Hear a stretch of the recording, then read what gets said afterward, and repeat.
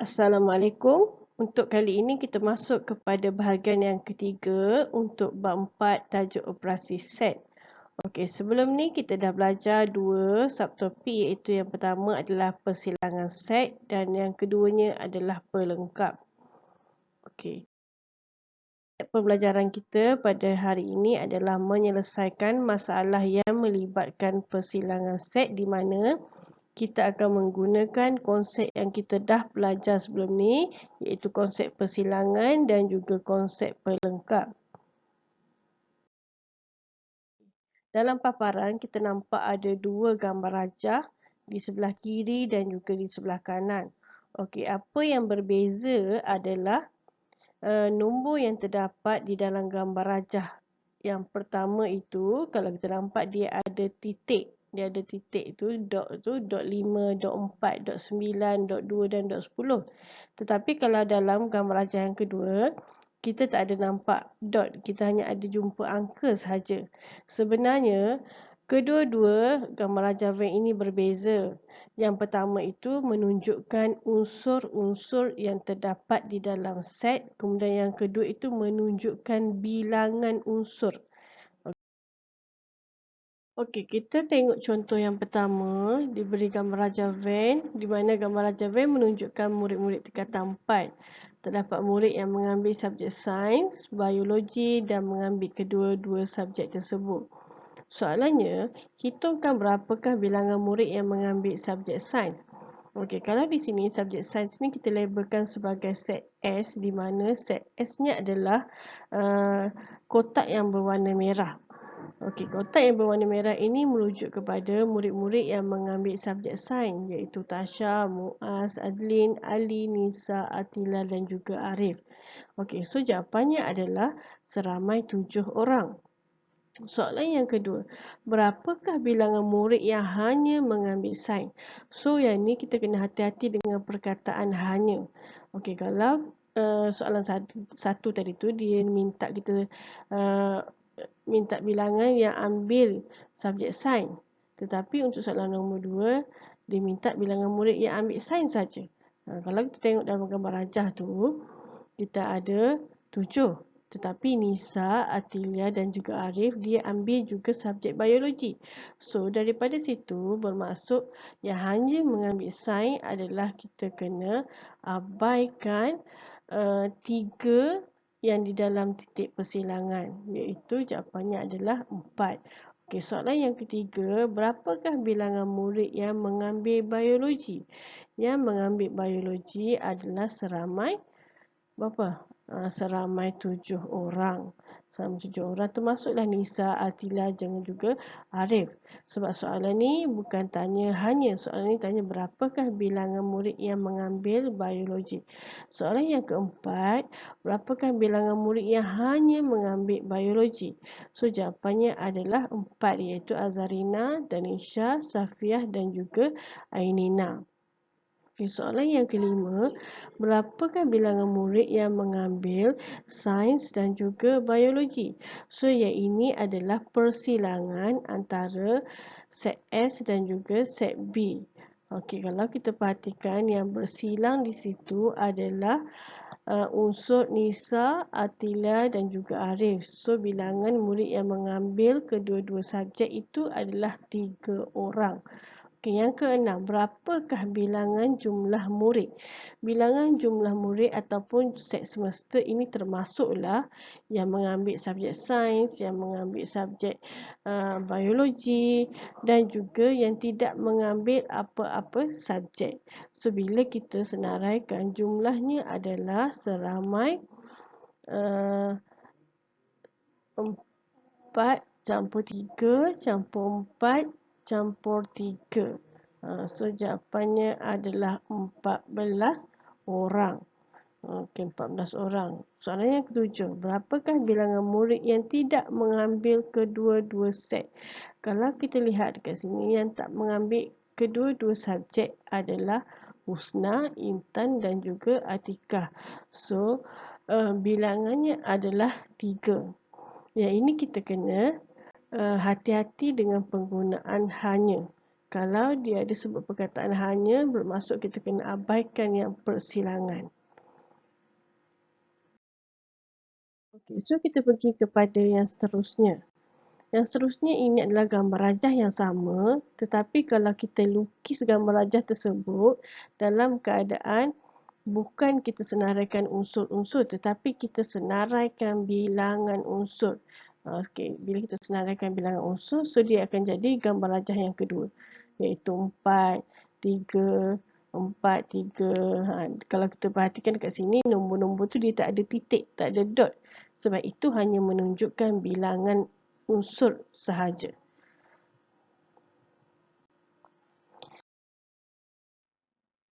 Okey, so kita pergi kepada contoh yang pertama di dalam buku teks pada muka surat 103. Soalannya, sebanyak 140 orang murid tingkatan 5 diberi peluang untuk menyertai kelas intensif untuk bahasa Melayu dan juga sejarah. 65 orang murid memilih bahasa Melayu, 70 orang murid memilih kelas sejarah dan 50 orang memilih bahasa Melayu dan juga sejarah. Okey, daripada penyataan yang diberikan, kita akan lukis gambar rajah Venn. Okey, gambar rajah Venn. Sebelum tu kita tulis dulu apakah maklumat yang diberikan.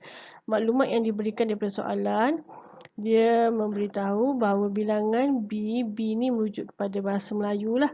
Bilangan B adalah 65 orang, bilangan S adalah 70 orang, bilangan set semesta adalah 140 dan bilangan pelajar yang memilih bahasa Melayu dan juga sejarah adalah 50. Okey, yang memilih bahasa Melayu dan sejarah ini adalah persilangan lah. Okey, daripada maklumat yang diberikan tu, kita akan lukis gambar rajah Venn.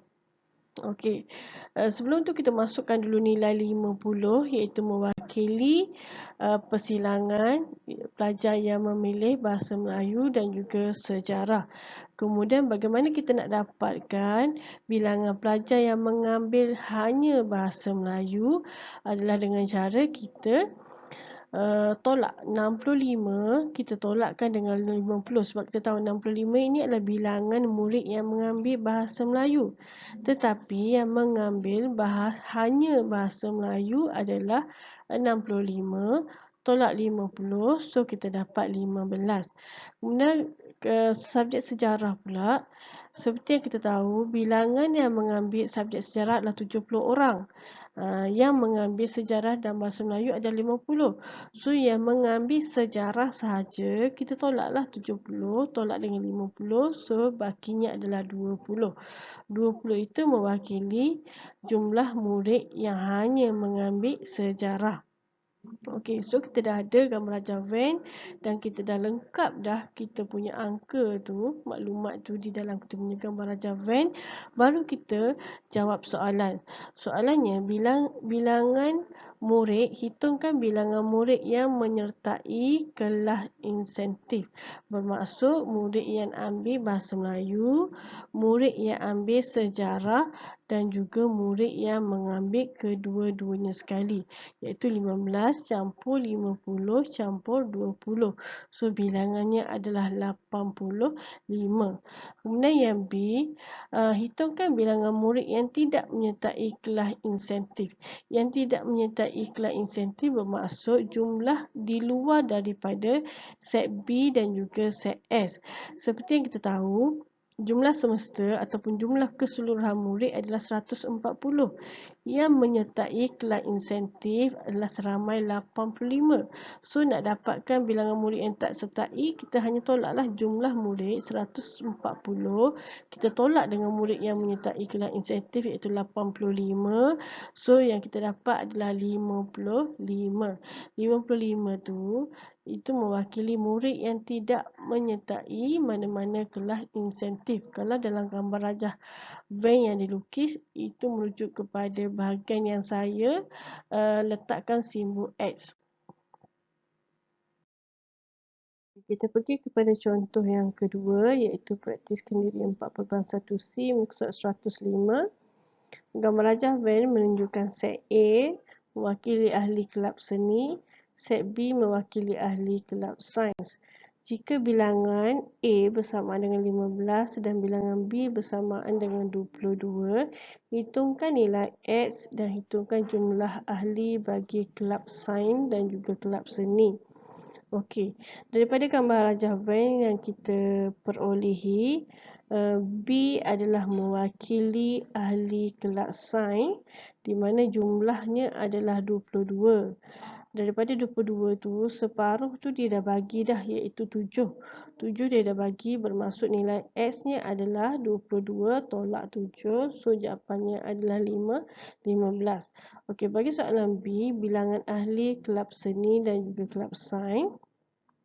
Yang ini kita kena tambahkan semua. Kita kena tambah 8, tambah 7 dan juga tambah X. Nilai X kita dah dapat dah 15. So, bermaksud 8 tambah 15 tambah 7. So, jawapannya adalah 30. Untuk yang ketiga, seramai 150 orang murid mengambil ujian diagnostik bagi kedua-dua mata pelajaran sains dan matematik. Keputusan menunjukkan sebanyak 40% daripada jumlah murid lulus mata pelajaran sains dan 30 murid lulus mata pelajaran kedua-dua mata pelajaran. 8% daripada jumlah murid tersebut gagal kedua-dua mata pelajaran itu. Okey, hitungkan bilangan murid yang lulus mata pelajaran matematik. Hitungkan bilangan murid yang hanya lulus sains dan murid yang hanya lulus matematik. So, dekat sini kita tahu ada dua set. Ada dua set dan ada satu set semesta lah. So, kita lukis gambar rajah Venn kita. Rajah Venn kita. Kita ada dua set. Sebenarnya yang ni saya saja lukis menggunakan bentuk petak. Sebenarnya kalau kita nak lukis bentuk bulat pun tak ada masalah. S tu mewakili sains dan M adalah mewakili matematik. So, daripada soalan tu kita keluarkan maklumat-maklumat yang diberikan. Okey, kalau di sini saya labelkan. Yang lulus sains itu adalah 40%. Yang lulus matematik, yang tu saya labelkan dalam gambar rajah tu saya labelkan kawasan manakah yang lulus matematik, iaitu kawasan biru campur dengan warna merah tu. Kemudian yang merah sahaja itu adalah kawasan yang lulus sains dan juga matematik berjumlah 30%. Kemudian yang kawasan di luar daripada S dan juga M itu merujuk kepada murid-murid yang gagal dalam kedua-dua mata pelajaran iaitu 8%. Okey, langkah seterusnya adalah kita perlu tukarkan dalam bentuk peratus tu kepada nilai ataupun nilai angka lah. Okey, daripada situ kita dapati 8% adalah bersamaan dengan 12 orang. 30% mewakili 45 orang dan 40% mewakili 60 orang. Okey, so daripada gambar rajah Venn yang kita dah ada tu, kita akan masukkan nilai tersebutlah, masukkan bilangan tersebut, iaitu 8% mewakili ataupun bersamaan 12 ini mewakili murid yang tidak lulus dua-dua tu. So, kita letakkan di luar daripada kotak S dan M tu. Kemudian 30% tu mewakili murid yang lulus kedua-dua subjek. So, itu adalah bersamaan 45. Kita masukkan di kawasan yang bersilang sebab itu adalah kawasan yang lulus kedua-dua subjek. Kemudian 40% ataupun 60 orang ini merujuk kepada bilangan murid yang lulus sains. Okey, lulus sains iaitu kawasan biru, warna merah campur dengan warna kuning. Tetapi sekarang ni untuk kita tahu kawasan yang berwarna kuning, kita tolaklah 60 tolak dengan 45. So, kita dapat 15. So, yang kita tak tahu sekarang ni adalah murid yang lulus mata pelajaran matematik sahaja. So, kita tahu jumlah murid adalah 150. Jumlah murid 150 bermaksud kita nak tahu nilai Y tu, kita tambahkan bilangan yang kita dah ada iaitu 15 campur 45 campur dengan 12.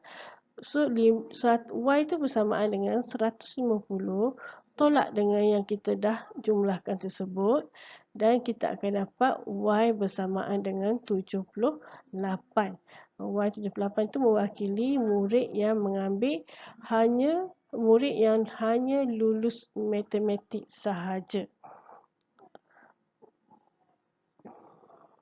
Okey, so kita dah lengkap gambar rajah diagram kita, baru kita boleh mula jawab soalan. Macam yang saya sebutkan tadi, bila kita dah dapat soalan, langkah yang pertama kita senaraikan dulu apa maklumat dia. Kemudian langkah yang kedua, kita akan lukis gambar rajah diagram dan kita akan cuba dapatkan bilangan-bilangan yang sepatutnya ada di dalam gambar rajah diagram tersebut. Okey, soalannya, berapakah bilangan murid yang lulus mata pelajaran matematik? Kalau di sini bilangan yang murid lulus mata pelajaran matematik adalah 45 campur dengan 78, iaitu jumlahnya adalah 123. Berapakah bilangan murid yang hanya lulus sains? Yang hanya lulus sains itu bermaksud kita kena buang kawasan yang merah tu, sebab yang merah tu dia lulus sains dan juga lulus matematik.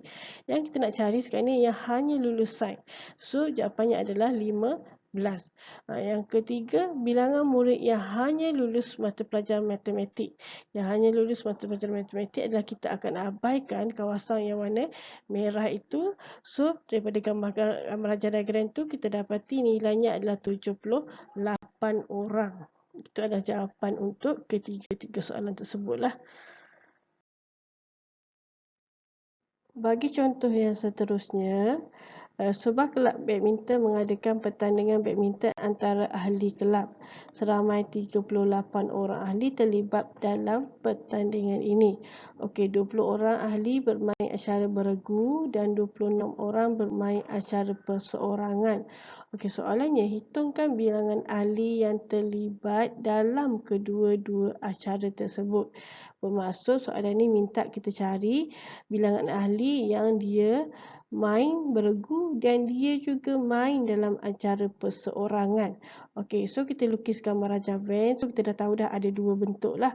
Ada dua set, iaitu satu kita setkan dengan nama set B dan satu lagi kita letakkan dengan nama set P lah. P ni untuk perseorangan, B ni untuk beregu. Okey, daripada set ni kita boleh labelkan kawasan yang soalan minta cari adalah kawasan X. Kawasan X ni adalah mewakili ahli yang bermain kedua-dua acara. So, daripada maklumat yang kita ada, 20 orang bermain acara beregu. Acara beregu, daripada paparan tu kita nampak yang berwarna kuning dan berwarna biru itu merupakan bilangan pemain yang beregu, iaitu seramai 20 orang. Dan bilangan yang bermain perseorangan pula merujuk kepada kawasan yang berwarna biru dan kawasan yang berwarna hijau, iaitu berjumlah 26 orang. Ini bermaksud kalau kita nak tahu murid yang hanya bermain acara beregu, jumlahnya iaitu 20, kita tolak dengan X. Iaitu adalah 20 tolak X ini mewakili murid yang hanya bermain acara beregu. Kemudian satu lagi adalah bilangan murid yang hanya bermain acara perseorangan, iaitu 26. Kita tolakkan dengan X, sebab 26 tu adalah jumlah keseluruhan yang bermain perseorangan. Tetapi yang kita nak tahu adalah yang X tu. So cara dia, kita dah ada dah 20 tolak X, 26 tolak X. Kita bentukkan persamaan, iaitu 20 tolak X campur dengan X campur dengan 26 tolak X berjumlah 38 orang. 38 orang. So kita selesaikan persamaan linear tersebut dan kita dapat X itu adalah bersamaan dengan 8.